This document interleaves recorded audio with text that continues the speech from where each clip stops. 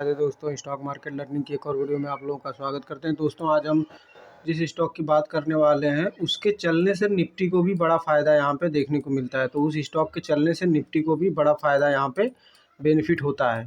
और उस स्टॉक में यहाँ पे एक बड़ा ब्रेकआउट देखने को मिला है और वो ब्रेकआउट उस स्टॉक को एक अच्छे खासे रनअप के लिए तैयार कर रहा है।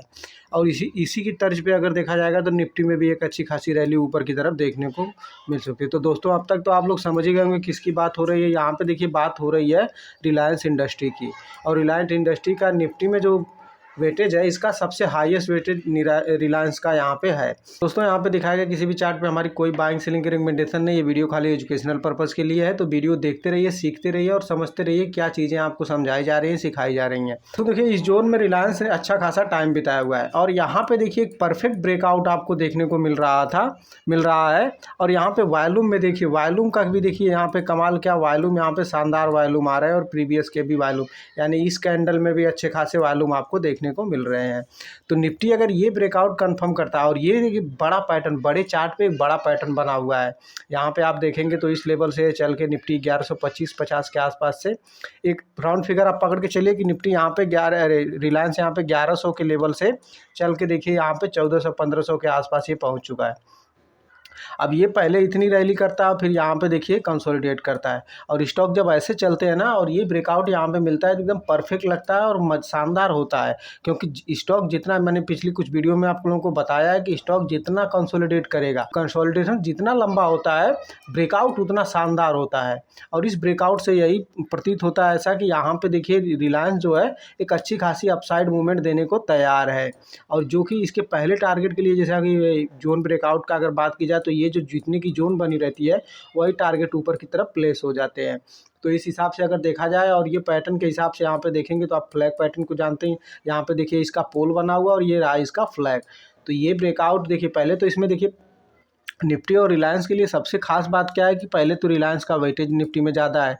तो ये देखिए, जब ये स्टॉक भागेगा तो निफ्टी भी अच्छा खासा ऊपर की तरफ रनअप करते हुए देखने को मिलेगा। और यहाँ पे देखिए वॉल्यूम भी अच्छा खासा है। तो यहाँ पे देखिए ये पॉजिटिव हो गया और ये भी एक पॉजिटिव है कि यहाँ पे अच्छे खासे लेवल, अच्छा खासा कंसोलिडेशन के बाद यहाँ पे देखिए ये यहाँ पे ब्रेकआउट देखने को मिला है। ये वॉल्यूम के साथ भी ब्रेकआउट है, सभी इंडिकेटर्स के ऊपर, मूविंग एवरेज के ऊपर ये ट्रेड कर रहा है, वॉल्यूम भी आ रहा है और ये बड़े चार्ट पे एक बड़ा पैटर्न यहाँ पे डेवलप होकर ब्रेकआउट दिया हुआ है। तो इस चार्ट पे नज़र बना के रखिए। अगर रिलायंस यहाँ से निकलता है तो ये ऊपर की तरफ अपने ऑल टाइम हाई के आसपास भी निकल सकता है। जो इसका ऑल टाइम हाई आपको मैं दिखाता हूँ, यहाँ पे देखिए दोस्तों, इसका ऑल टाइम हाई, इस लेवल का ऑल टाइम हाई लगा हुआ है जो कि 1608 का हाई लगा हुआ है। ठीक है दोस्तों, तो इन चीज़ों पे आपको नज़र बना के रखनी पड़ेगी। और ये अगर यहाँ से रिलायंस अगर इस हाई टाइम हाई के आसपास निकल के जाता है, इस लेवल के आसपास पहुँचता है या इस लेवल के आसपास पहुँचता है, तो आप एक्सपेक्ट कर सकते हैं कि आप अपने इमेजिन करके देखिए कि निफ्टी का क्या लेवल होगा। तो उस हिसाब से भी इस चार्ट पे, और इसीलिए मैंने कहा कि निफ्टी के साथ इसका कोरिलेशन, अच्छा खासा कोरिलेशन इस स्टॉक का है। तो पहले हम लोग इस स्टॉक की बात कर लेते हैं। यहाँ पे देखिए वॉल्यूम तो मैंने आपको समझा दिया। यहाँ पे देखिए ये जो पैटर्न यहाँ पे डेवलप हुआ ना, इसे कहते हैं परफेक्ट फ्लैग पैटर्न है।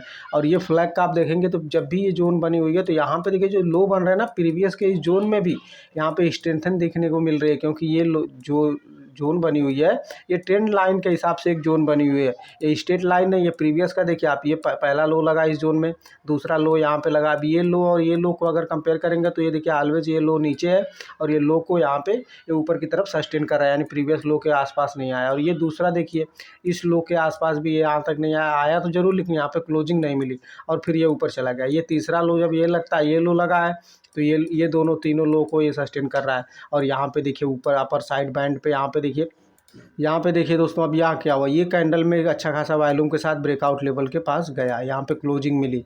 लेकिन अब क्या करता है, 3 दिन ब्रेकआउट तो यहीं मिला हुआ था, लेकिन 3 दिन देखिए इसी के बीच में ये कंसोलिडेट करता है, इनसाइड बार बन रही हैं।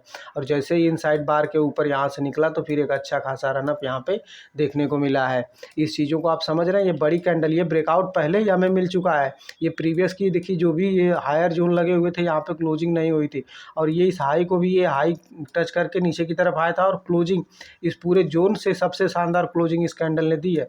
और उसके बाद यहाँ पे देखिए कंसोलिडेशन देखने को मिला और उसके बाद जैसे रिलायंस यहाँ से निकला तो फिर ऊपर की तरफ एक चला गया। अब चलिए हम लोग थोड़ा निफ्टी के बारे में भी देख लेते हैं। अगर रिलायंस इतना चलेगा तो निफ्टी भी अच्छा खासा लेवल ऊपर की तरफ दिखा सकता है। और निफ्टी का देखिए यहाँ पे एक पैटर्न बना हुआ है। अब इसे देखिए कहते हैं ओपनिंग की तरह। यहाँ पे देखिए, ये देखिए यहाँ पे एक ट्रेंड लाइन इसके लिए और एक ट्रेंड लाइन इसके लिए। अब ये भी यहाँ पे निफ्टी के लिए ये रेजिस्टेंस था और ये रेजिस्टेंस को ये क्लियर कर चुका है निफ्टी भी। तो अब इसमें क्या हो सकता है, अगर निफ्टी इस रेजिस्टेंस को क्लियर कर चुका है तो अपने ये ऑल टाइम हाई जो इसका लगा हुआ है 26,277-78 का जो हाई लगा हुआ है, उसके पास ये 26,278-77 का जो हाई लगा हुआ है, ये निफ्टी वहाँ तक भी जा सकता है। ठीक है, इस 26,000 के ऊपर अगर रिलायंस उतना चलेगा तो निफ्टी फिर ये 28,000 के आसपास भी जाने को देखने को मिल सकता है। निफ्टी अगर यहाँ से अपने ऑल टाइम हाई को रिलायंस छुएगा तो ये भी ऊपर की तरफ निकलेगा। और इस चार्ट में देखिए पॉजिटिव क्या है, यहाँ पे देखिए ये ट्रेंड लाइन हमारे लिए अब ये ऊपर से अगर घूम के आएगा तो हो सकता है एक करेक्शन यहाँ पे देखने को मिले जो 25,200 से 25,300 के आसपास आके यहाँ पे एक सपोर्ट लेगा, क्योंकि ये पुल बैक जरूर देने वाला है। या तो यहाँ पे निफ्टी 2-3 दिन टाइम बिता के फिर इस हाई को ब्रेक करे और अच्छा खासा ऊपर की तरफ निकल जाए। ठीक है, लेकिन हाँ दोस्तों, अगर ये गैप अप ओपनिंग होगी तो निफ्टी नीचे की तरफ यहाँ पे सस्टेन करना चाहिए। सस्टेन नहीं करेगा तो ये नीचे की तरफ जरूर चला आएगा। गैप अप ओपनिंग के बाद यहाँ पे शांति से बैठना पड़ेगा, क्योंकि यहाँ पे अच्छी खासी मूवमेंट अगर इस लेवल से देखा जाए तो एक अच्छी खासी मूवमेंट ऊपर की तरफ हो चुकी है। ठीक है, तो ये चीज़ पे आप ध्यान बना के रखिए कि गैप अप ओपनिंग में निफ्टी की थोड़ी डेंजरस हो सकती है। एक प्रॉफिट बुकिंग भी देखने को मिल सकती है जो कि इसे नीचे की तरफ धकेल सकती है इस ट्रेंड लाइन के सपोर्ट के आसपास, जो कि 200 से 300 के बारे, यानी 25,200 से लेके 325 के आसपास का ये एक लेवल यहाँ तक ही आ सकती है।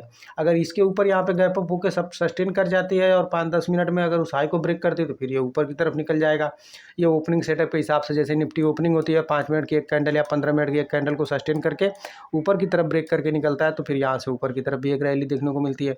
लेकिन अच्छा तो यही होगा कि यहाँ पे 2 से 3 दिन निफ्टी यहाँ पे टाइम बिता दे, यानी कल का सेशन, परसों का सेशन यहाँ पे टाइम बिता दे, फिर मंगलवार या बुधवार को यहाँ पे ब्रेकआउट देखने को मिलेगा।